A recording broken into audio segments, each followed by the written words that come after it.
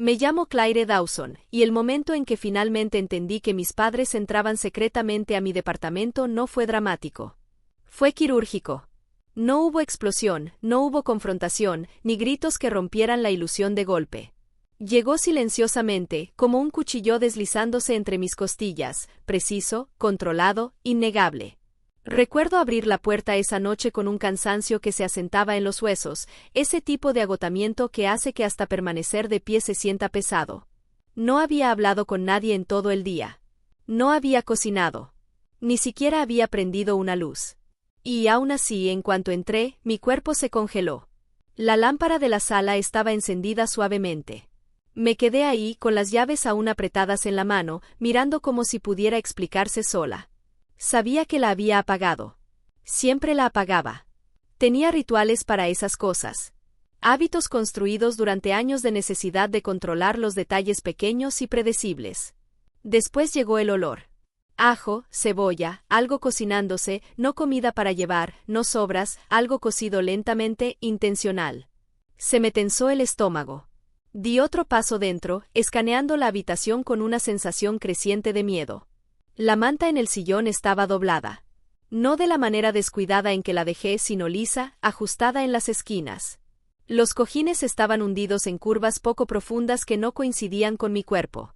Alguien había estado sentado ahí. Alguien había estado cómodo. La realización no me golpeó de golpe. Se fue filtrando a través de docenas de pequeñas inconsistencias, cada una susurrando la misma verdad imposible. Este ya no era mi espacio. Cerré la puerta lentamente detrás de mí, el pulso retumbando en mis oídos, y me quedé completamente quieta.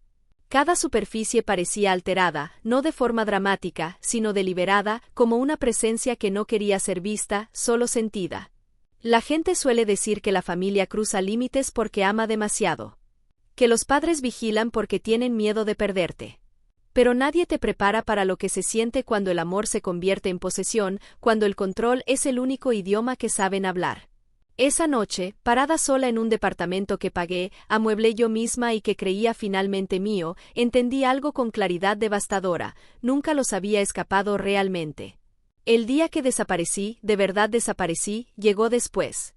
Ese fue el comienzo de mi libertad. Pero este momento, este fue el despertar. El instante en que la negación finalmente se desangró. No siempre viví así. Tensa, alerta, catalogando cada detalle como evidencia. Hubo un tiempo en que creía que los límites eran simples, lógicos, universales. Dibujas una línea. La gente decente la respeta. La familia la respeta aún más. Esa creencia no sobrevivió mi infancia. En casa de mis padres, los límites no eran muros. Eran inconvenientes. Obstáculos temporales que se pisan, no se honran. Aún ahora, a mis 29 años, mi cuerpo reaccionaba antes que mi mente cada vez que mi teléfono se iluminaba con el nombre de mi madre, Margaret. Mis hombros se tensaban, la mandíbula se apretaba, un reflejo construido por años de condicionamiento emocional. Mi padre, Robert, tenía su propio disparador, su voz se suavizaba cada vez que quería algo de mí. No en voz alta, ni agresivamente, solo lo suficiente para que negarse se sintiera cruel. No lo hagamos difícil, decía. Haz solo esto por la paz. La paz en nuestra familia siempre significaba mi rendición. Creciendo, la privacidad era algo que observaba desde lejos. Otros niños tenían puertas de habitación que permanecían cerradas, diarios que no se leían, pensamientos que les pertenecían solo a ellos. Mi puerta podría haber sido de cristal. Mi madre entraba cuando quería, a veces tarareando, a veces en silencio, pero siempre buscando.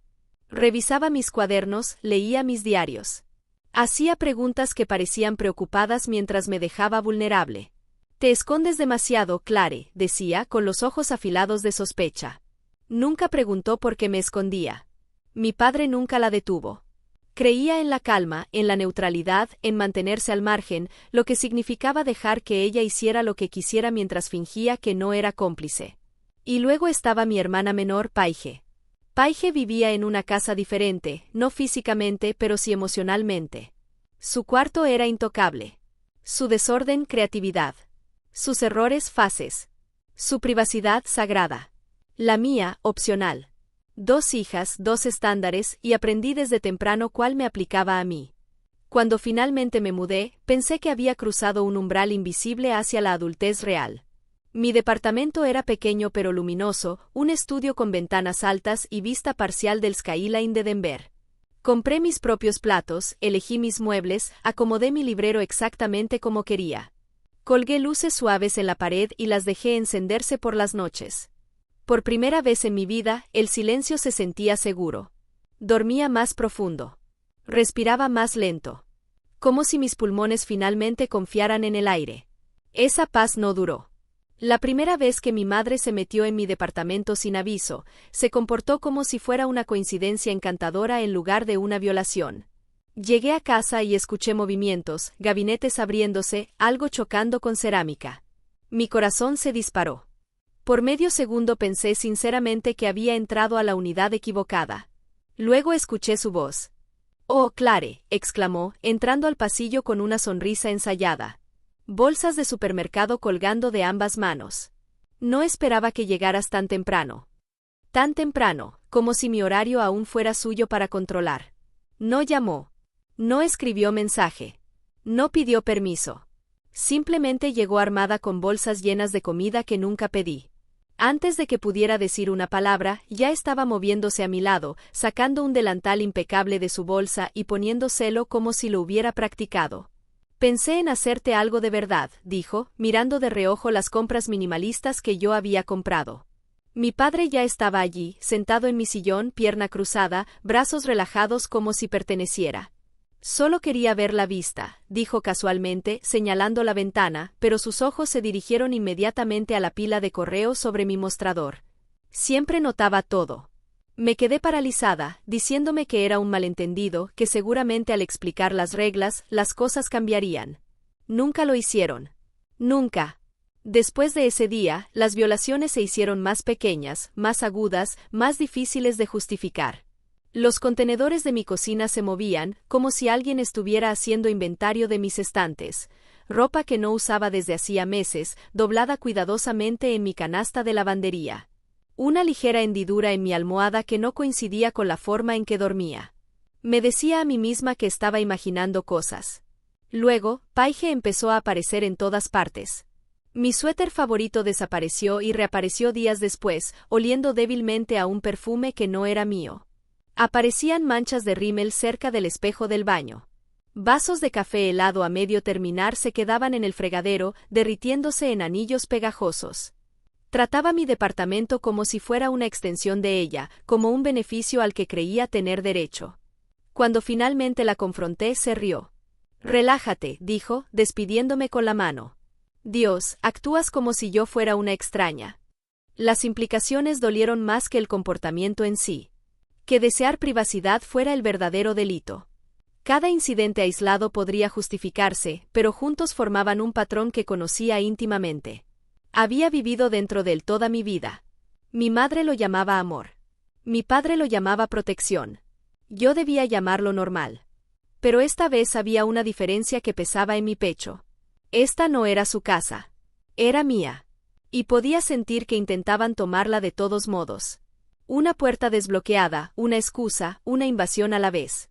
El cambio no llegó con fuegos artificiales. Se coló lentamente. Llegaba a casa después de días largos y notaba cambios sutiles, un gabinete abierto ligeramente, un frasco movido, especias reacomodadas, toallas dobladas al revés en lugar de como yo las ponía. Detalles tan específicos que me retorcían el estómago. No eran accidentes. Así trabajaba mi madre, silenciosa, persistente, hasta que dudas de tu propia memoria. Una noche de jueves abrí el refrigerador y sentí que algo dentro de mí se desplomaba. Todo había sido reorganizado, exactamente como cuando crecí. Frutas apiladas en la repisa superior, proteínas en medio, comida chatarra escondida detrás de todo lo demás. Las comidas congeladas que usaba durante semanas ocupadas habían desaparecido, reemplazadas por frascos de su sopa, sus aderezos, sus preferencias, su vida. Me quedé allí, con el aire frío saliendo, entendiendo finalmente la verdad que había estado resistiendo. No lo estaba imaginando. Me estaban controlando. El punto de quiebre llegó 2 semanas después. Entré a casa tras un día brutal de trabajo, desesperada por silencio, y me congelé. Mi laptop estaba abierta en la mesa de café, no dormida, no bloqueada, abierta. Páginas de notas iluminaban la pantalla. Búsquedas que yo no había hecho. Pestañas que no reconocía. Uno de mis borradores de trabajo a medio abrir, como si alguien lo hubiera empezado a leer y se hubiera aburrido. El pecho me dolió. Llamé a mi madre de inmediato. Contestó en el primer timbre. «Oh, querida», dijo con ligereza. «No seas dramática». Cuando exigí saber si había estado allí, suspiró. «Tu arrendador me dejó entrar. No respondías tus mensajes y me preocupaba que te estuvieras aislando». Luego su tono se endureció. «Deberías estar agradecida de que alguien aún se preocupe por ti». Agradecida. Esa palabra me envolvió la garganta como un lazo. Cuando la llamada terminó, me dejé caer al suelo y permití que los recuerdos me golpearan. Diarios abiertos, mensajes monitoreados, vigilancia constante. Esto no era nuevo. Solo se había intensificado. Esa noche no dormí. Cada sonido en el departamento se sentía amplificado, el zumbido del refrigerador, el leve crujido del edificio asentándose, pasos en el pasillo que no eran míos, pero que aceleraban mi corazón. Me quedé acostada mirando el techo, reproduciendo la imagen de mi laptop abierta una y otra vez hasta que dejó de ser sorprendente y empezó a sentirse inevitable. A la mañana siguiente me sentí vacía. En el trabajo, miraba la pantalla sin absorber una sola palabra. Mis manos temblaban al tomar el café. Cada vez que vibraba mi teléfono, el pulso se disparaba, convencida de que sería mi madre preguntando por qué no le había contestado o peor, avisando que iba a aparecer. Al mediodía, supe que no podía manejar esto sola. Reservé una sesión de terapia de emergencia durante mi hora de comida, mis dedos titubeando sobre el teclado antes de confirmar. Parte de mí quería minimizarlo, creer que exageraba, que esto era solo familia siendo familia. Esa ilusión no sobrevivió la hora. Mi terapeuta escuchó sin interrumpir mientras describía todo, el departamento, el espacio reorganizado, la laptop abierta, la justificación de mi madre. No trató de tranquilizarme ni suavizarlo. Cuando terminé, se inclinó un poco y habló con cuidado. «Claire», dijo, «esto no es preocupación. Es invasión. No son accidentes. Son violaciones calculadas de tus límites. Tus padres no te ven como separada de ellos.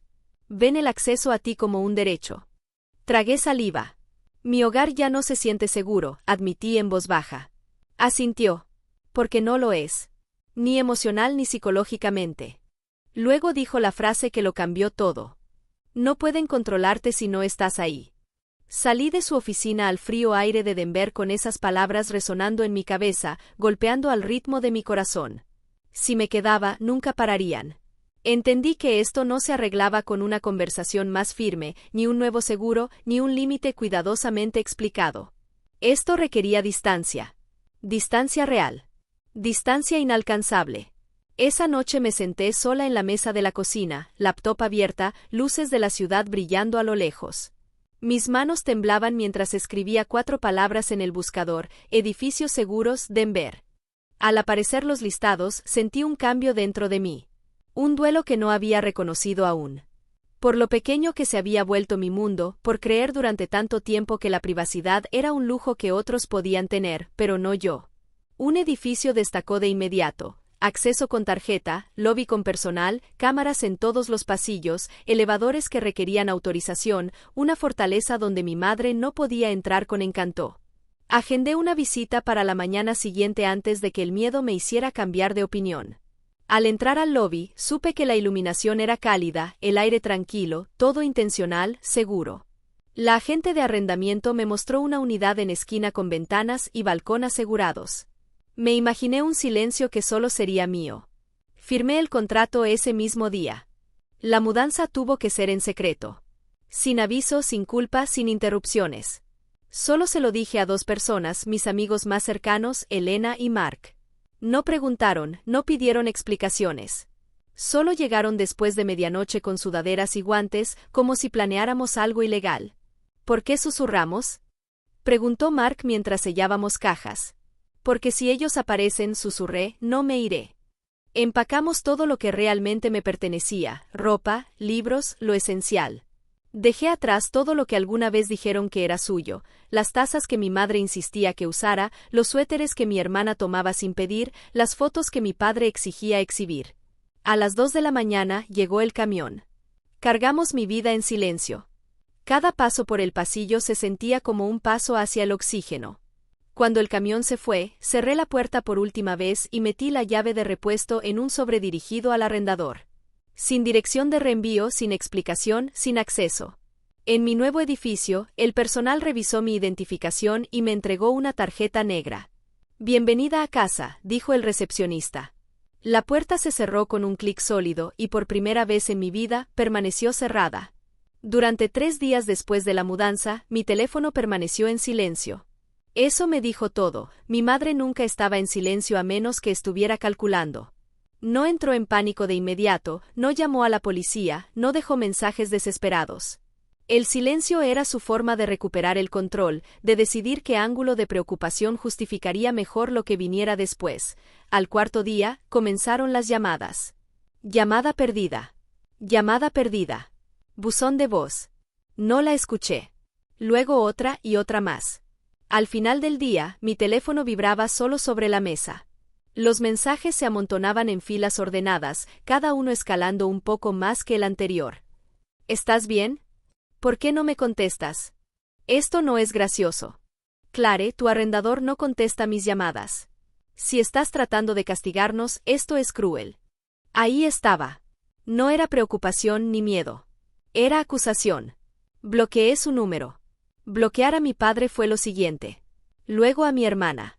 El silencio que siguió no estaba vacío. Estaba limpio. 2 noches después, seguridad llamó a mi departamento. Hay 2 personas en el lobby preguntando por usted, dijo el guardia cuidadosamente. No tienen autorización. Mi pecho se tensó, no por miedo, sino por reconocimiento. Sabía exactamente quiénes eran. Son mis padres, respondí con calma. No están autorizados. El guardia hizo una pausa. ¿Quiere que los escoltemos fuera? Sí, dije. Y por favor documente todo. Observé por la cámara del pasillo mientras mi madre gesticulaba exageradamente, la boca moviéndose rápido, suplicante. Mi padre permanecía rígido a su lado, mandíbula apretada, ojos escudriñando el edificio como si ya planeara su siguiente movimiento. Se fueron enojados, no preocupados. Enojados. La explosión final ocurrió 2 días después. Mi arrendador llamó a media tarde, dijo él con cuidado. Claire, comenzó, tus padres aparecieron diciendo que estabas desaparecida y en peligro. Intentaron entrar a tu unidad. Mis manos se mantuvieron firmes al responder. No tienen permiso. Me mudé. Hubo una larga pausa. Insisten en que tienen una llave. Se la devolví, respondí. Deberías tenerla. Otra pausa. Sí, dijo lentamente. La tengo. Entonces me contó que se habían negado a irse, que habían armado un escándalo, que exigían acceso y que alguien había llamado a la policía. Llegué después de que todo ya había terminado. El lobby olía débilmente a café y desinfectante. El mostrador de seguridad estaba tranquilo de nuevo.